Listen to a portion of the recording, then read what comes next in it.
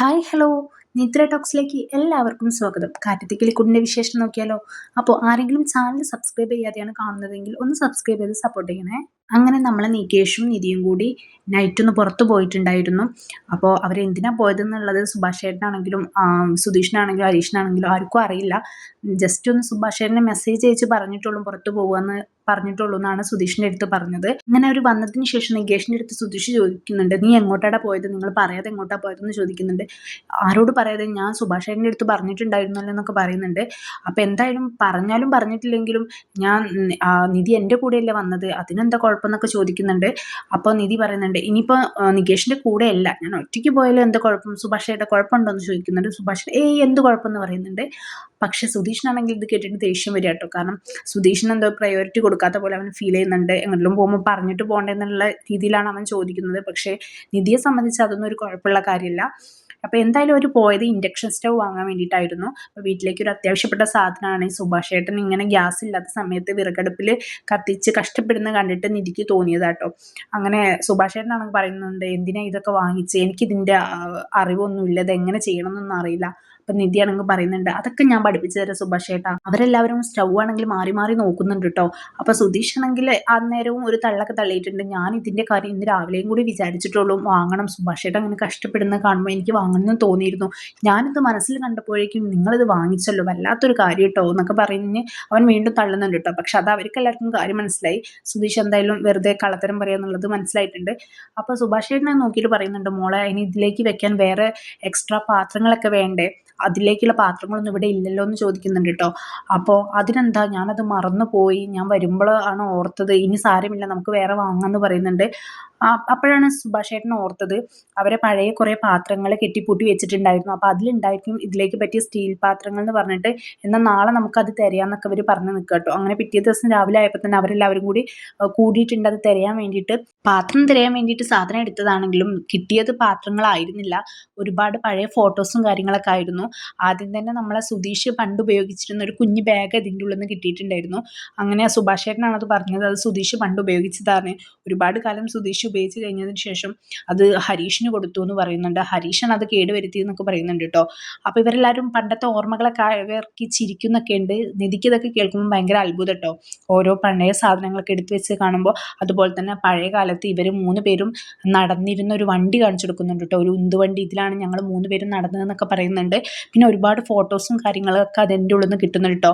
അപ്പോൾ നമ്മൾ ഹരീഷും സുധീഷും സുഭാഷ് ഏട്ടനും കൂടി അമ്മയുടെ കൂടെ നിന്നിട്ടുള്ള ഫോട്ടോസ് കിട്ടുന്നുണ്ട്. പിന്നെ അതുപോലെ തന്നെ ഭാസ്കരനച്ഛനും അവരുടെ മരിച്ചുപോയ അമ്മയും കൂടിയുള്ള ഫോട്ടോസ് കിട്ടുന്നുണ്ട്, ഒക്കെ കിട്ടുന്നുണ്ട്.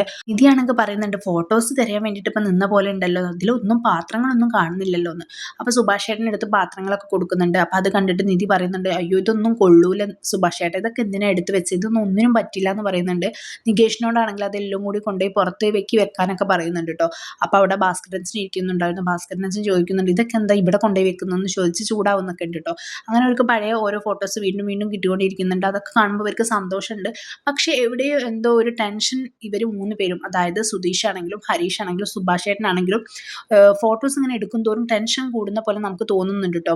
അതിൻ്റെ കൂട്ടത്തിൽ ഒരുപാട് ഡ്രസ്സ് കിട്ടിയിട്ടുണ്ടായിരുന്നു. അപ്പോൾ ആ ഡ്രസ്സൊക്കെ പെൺകുട്ടികളുടെ ഡ്രസ്സായിരുന്നു അതിൽ കൂടുതലും ഉണ്ടായിരുന്നത്. അത് കാണുമ്പോൾ നിധിക്ക് അത്ഭുതം, ഇതെല്ലാം പെൺകുട്ടികളുടെ ഡ്രസ്സാണല്ലോ, ഇവിടെ പെൺകുട്ടി ഉണ്ടായിരുന്നില്ലല്ലോ, പിന്നെ എന്തിനാണ് ഈ ഡ്രസ്സ് ഇവിടെ വെച്ചതെന്ന് ചോദിക്കുന്നുണ്ട്.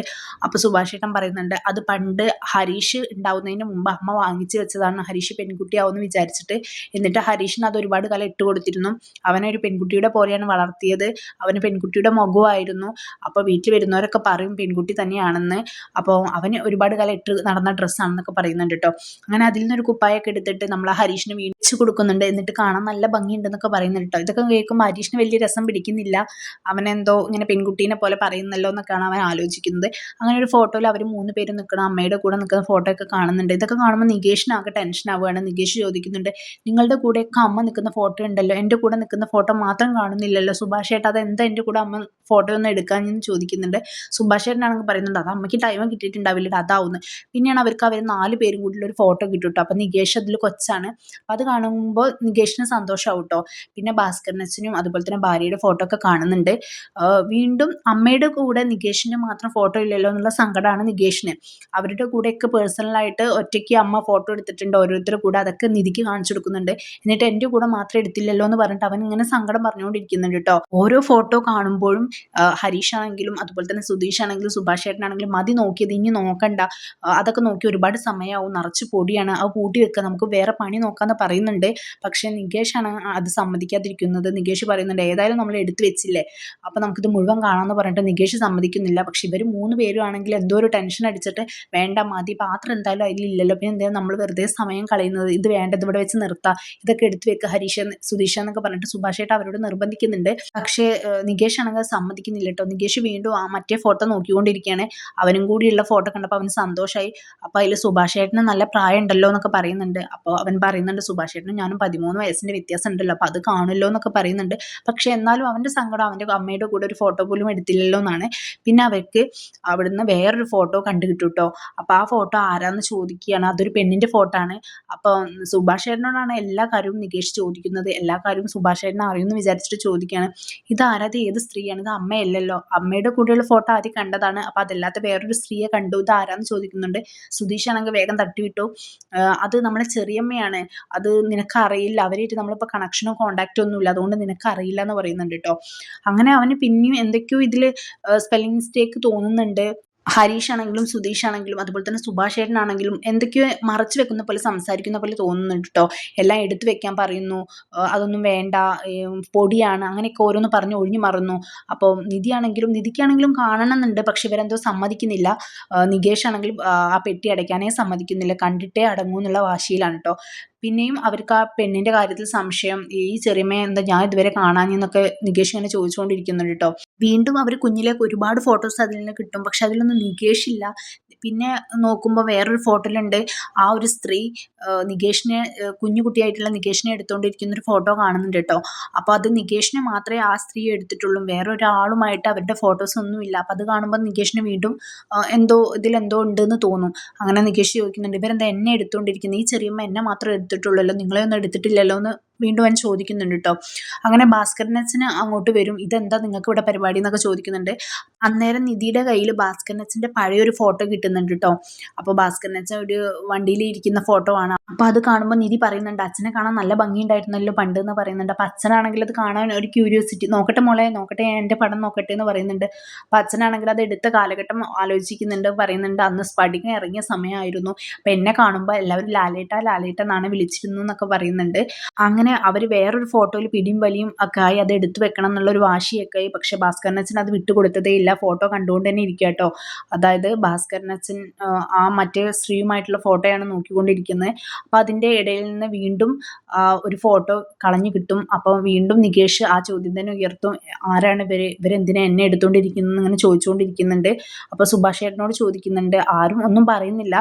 നികേഷ് ആണെങ്കിൽ ആ സമയത്ത് മനസ്സിൽ ആലോചിക്കുന്നുണ്ട്, പണ്ട് നികേഷിനോട് പറഞ്ഞ കാര്യം, അച്ഛൻ അമ്മയെ കൊന്ന് ജയിലിൽ പോയതാണ്, എന്നിട്ട് വെളിനാട് നിന്ന് ഒരു സ്ത്രീയെയും കൊണ്ടുവന്നിരുന്നു, വീണ്ടും ആ സ്ത്രീയെ കാണാതായി, അതിനെയും കൊന്നോന്നൊന്നും അറിയില്ല എന്നൊക്കെ പറഞ്ഞതായിട്ട് നികേഷ് അന്നേരം ആലോചിക്കുകയാണ്. അപ്പോൾ അവൻ അതുമായിട്ട് കണക്ട് ചെയ്യും, ഈ ഒരു സ്ത്രീ അതായിരിക്കുമോ, തന്നെ എടുത്തിരിക്കുന്ന സ്ത്രീ അതായിരിക്കുമോ എന്ന് ചോദിക്കുന്നുണ്ട്.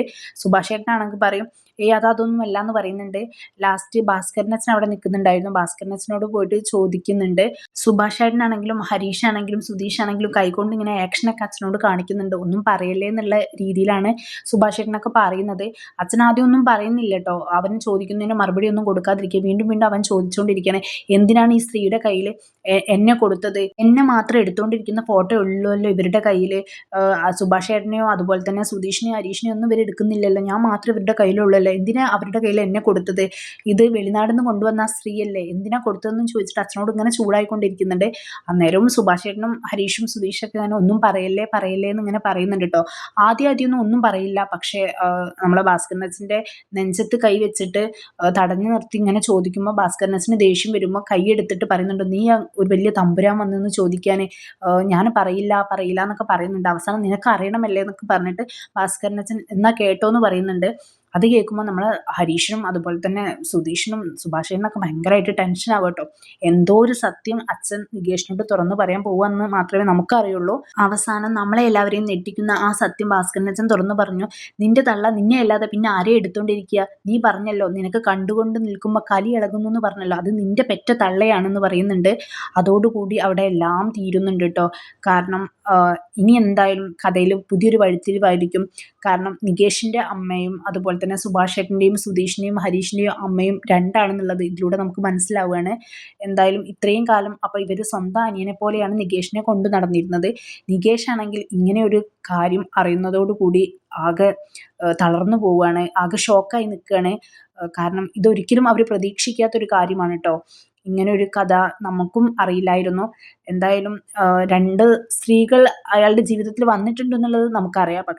പക്ഷേ അത് രണ്ട് അമ്മമാരായി തീരുമെന്നുള്ളത് നമുക്കറിയില്ലായിരുന്നു. പെട്ടിയിലുള്ള സാധനങ്ങൾ എടുക്കല്ലേ, മതി, നിർത്തിയേക്കെന്ന് സുഭാഷ് ചേട്ടനും ഹരീഷും സുധീഷും പറയുമ്പോൾ തന്നെ എന്തോ കഥയിൽ എന്തോ വഴിത്തിരിവ് നടക്കാൻ പോകുന്നു എന്നുള്ളത് നമുക്ക് മനസ്സിലാവും. കാരണം നികേഷിൽ നിന്ന് എന്തൊക്കെയോ മറിക്കുന്നത് കൊണ്ടാണ് നികേഷിനെ മാത്രം ഫോട്ടോസ് എടുക്കാൻ അവർ സമ്മതിക്കാതിരുന്നത്. അന്നേരവും നികേഷ് പറയുന്നുണ്ട്, ഞാൻ ഫോട്ടോ കാണുന്നതിലല്ലേ നിങ്ങൾക്ക് പ്രശ്നം. അങ്ങനെ അവർ പറഞ്ഞതുകൊണ്ടാണ് അവന് വീണ്ടും അത് കണ്ടിട്ടേ മതിയാവുമെന്ന് അവനും വിചാരിച്ചത്. എന്തായാലും സ്വന്തം അച്ഛൻ തന്നെ അമ്മയാരാണെന്ന് ചൂണ്ടിക്കാണിക്കുമ്പോൾ അതിൽ ആർക്കും ഒരു തെറ്റും പറയാൻ പറ്റില്ല. ഭാസ്കരൻ അച്ഛൻ പറയുമ്പോൾ അതല്ലാന്നും നികേഷിനും പറയാൻ പറ്റില്ല. എന്തായാലും ഇത് തന്നെയാണ് സത്യം. എന്തായാലും ഇത്രയും കാലം നികേഷിൽ നിന്ന് ഇവർ ഇത്രയും വലിയൊരു സത്യം മറച്ചു വെച്ചിരുന്നു. നിധിക്കും ഈ കാര്യം അറിയില്ലായിരുന്നു.